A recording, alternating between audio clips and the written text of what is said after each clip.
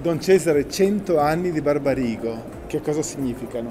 Significano 100 anni di un bene comune per la città di Padova, persone formate in questo tempo, prima sempre ragazzi maschi, poi negli ultimi 50 anni anche ragazze, persone che hanno fatto scuola con i loro alti e i loro bassi e poi con tanti traguardi sia a Padova ma anche nel mondo.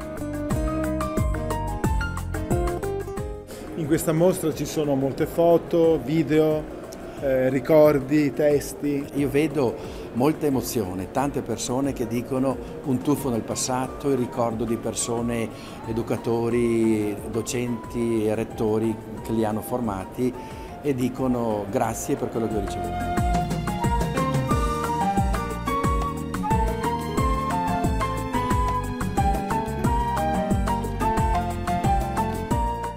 Noi cerchiamo di dire ai ragazzi: hai dei talenti, hai anche delle difficoltà, hai delle opportunità, mettili a frutto. Io gioco molto sulla parola responsabilità. I ragazzi arrivano con la propria cilindrata, arrivano così come sono e cerchiamo che esprimano al meglio i loro talenti.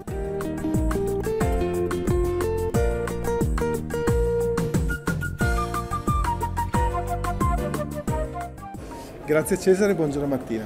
Grazie e buongiorno Mattino. Andiamo a vedere la mostra. Volentieri.